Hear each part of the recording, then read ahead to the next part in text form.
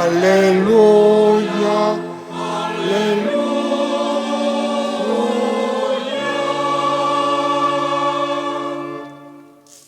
El Señor esté con vosotros. Y con tu espíritu.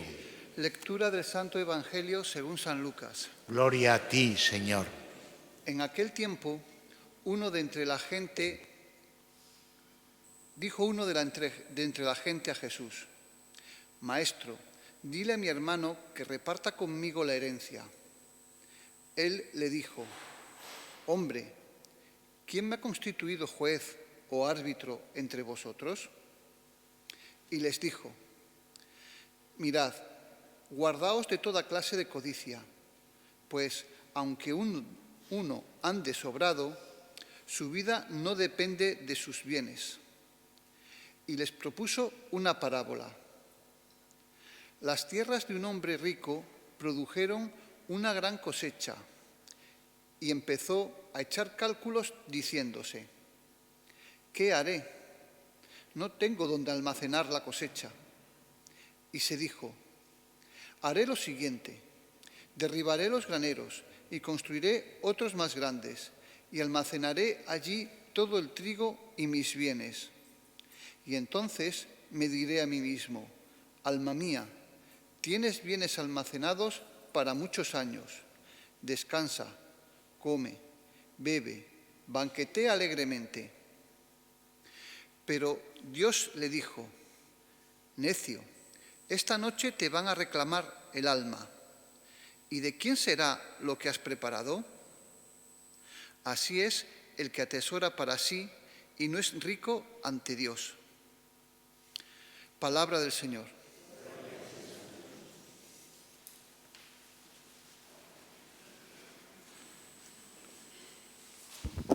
Como os decía, hoy es San Ignacio de Loyola, un santo importante, que además llevan muchas personas como nombre personal: Ignacio, Nacho, Íñigo, y también Ignacia.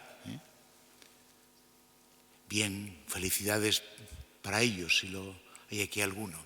Pero además, este año coincide con el final del año jubilar ignaciano, que celebra los 500 años de la conversión de Ignacio de Loyola. El 20 de mayo de 1521, en la defensa de Pamplona, Ignacio recibió metralla de un cañonazo que le hirió en una pierna y que ahí se inició un proceso que cambió totalmente la vida de este hombre fino, finolis, de cortesano, que era también cristiano, pero bueno, como muchos, pues se dedicaba un poco también a gustar de la vida, a aparentar.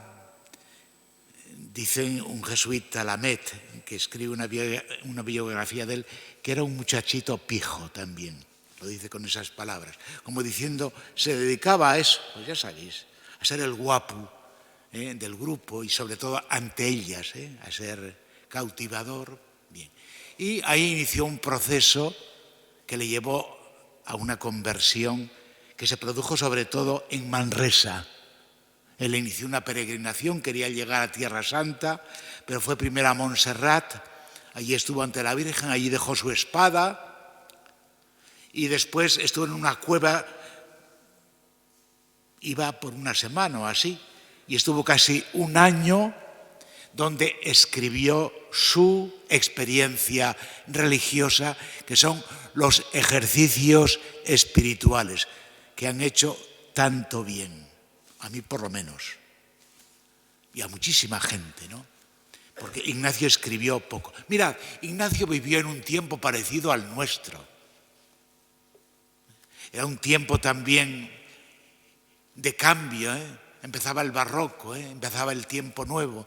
Y eran tiempos también, incluso la Iglesia andaba bastante mal. No voy a nombrar a ningún papa de aquellos que se dedicaron más a otros placeres que a la Iglesia, aunque hayan hecho obras de arte muy importantes.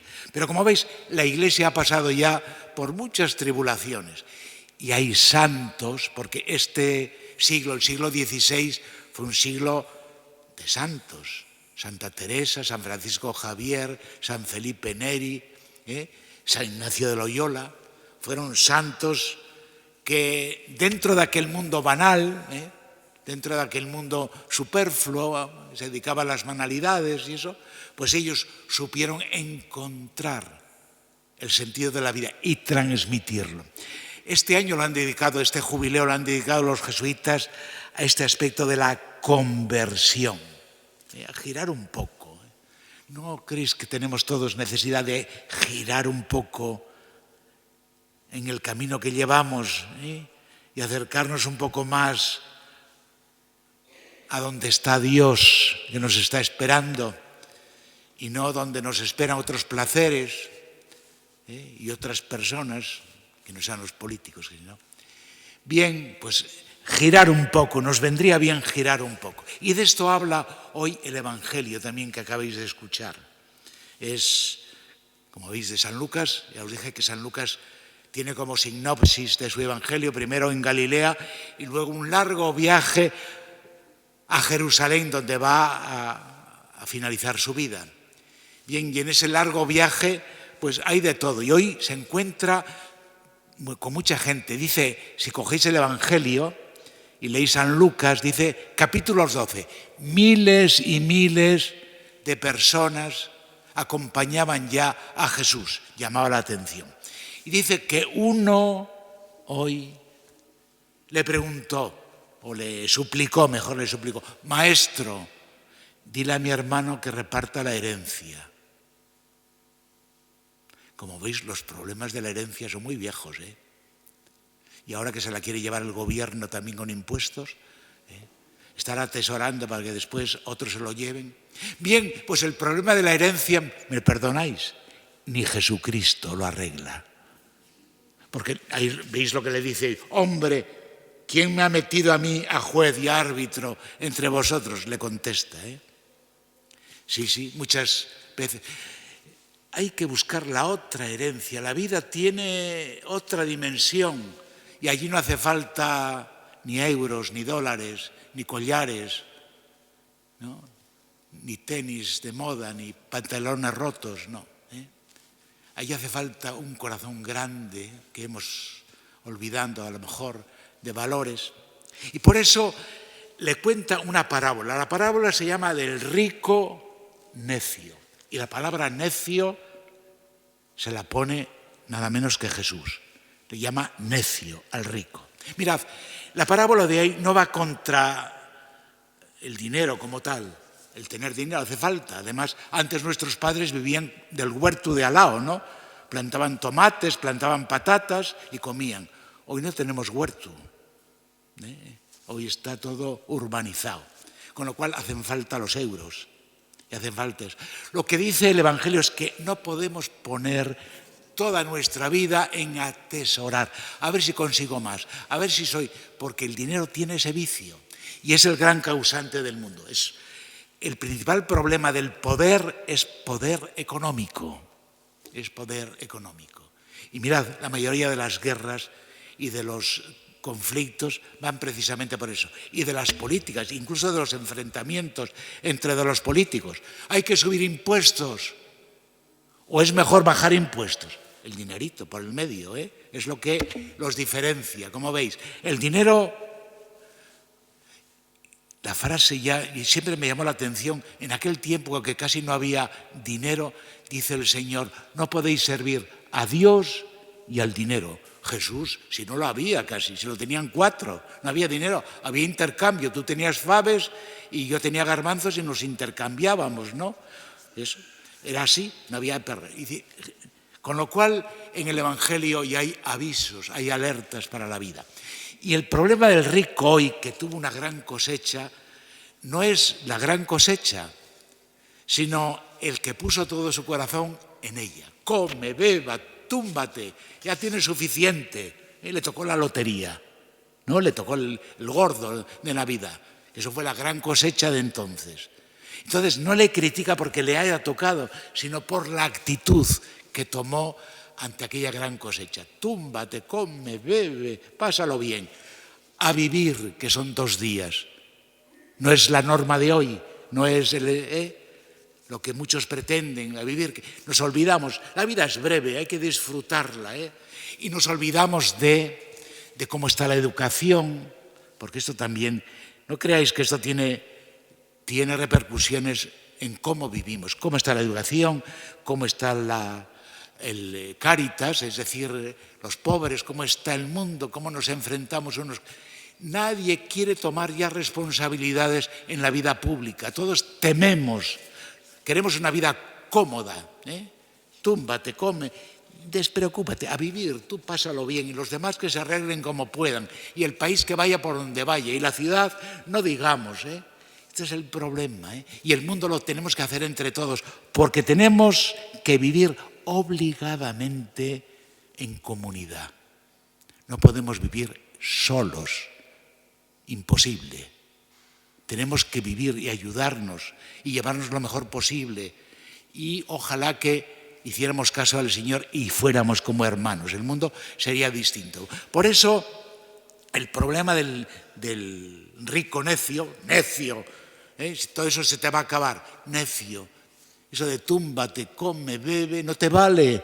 Hay que preocuparse, hay que abrir los ojos, hay que abrir la ventana y ver qué pasa y poner la mano en el arado. Y el segundo mal que tiene, ¿qué hace el rico con todo aquello?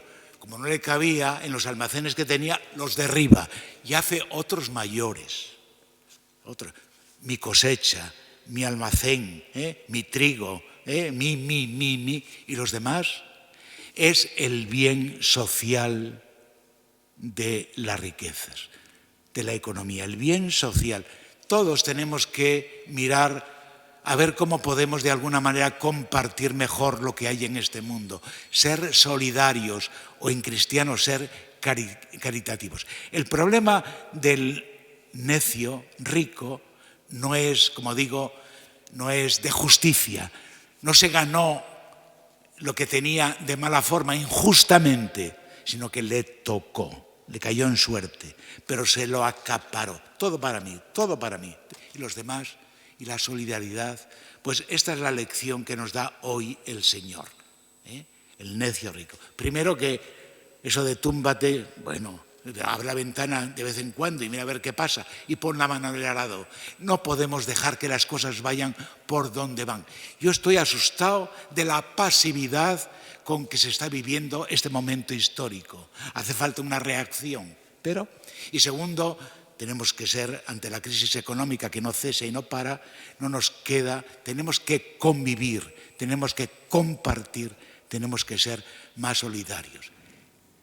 El Evangelio para la vida.